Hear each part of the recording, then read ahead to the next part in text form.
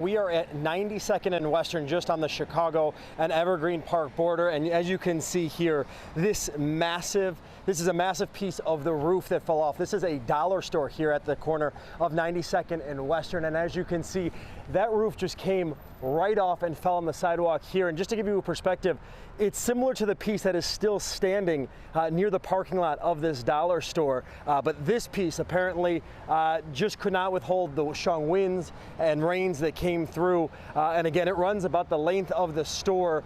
And right behind here, this is the entrance of the store. So we have seen customers trying to come to go do their shopping, but simply have not been able to. And if you take a look here, this is the bus stop. This is the 95th Street bus stop, a busy stretch of road here.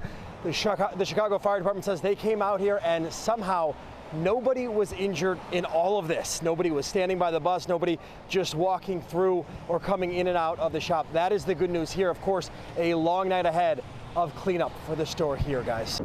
Flooding is always a concern when we have downpours like we saw today. Our team coverage continues with Sabrina Franza. Now she is in Summit, where some roads are impassable.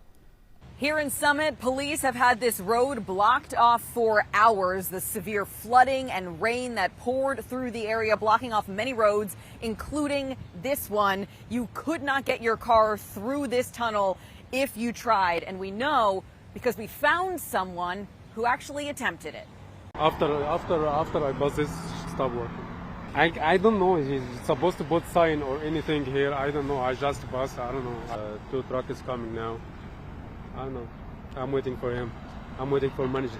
Here's a view of Summit from the sky. You can see just how flooded it is around the neighborhood. Just cars covered in water, sidewalks submerged, and it has been like this for hours. We also saw one man whose car was stuck under a split tree. He drove his car out of the spot that it was in, dragging part of the tree with it, and then proceeded to assess the damage to his vehicle. Thankfully, he was not hurt there. We spoke to some neighbors who told us they were assessing whether or not they had flooding in their basements. Some said that they had not, which was lucky.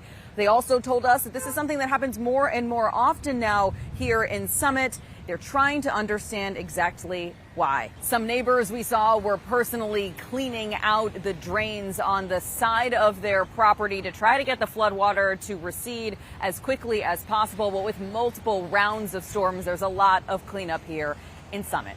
Sabrina Franza, CBS News, Chicago.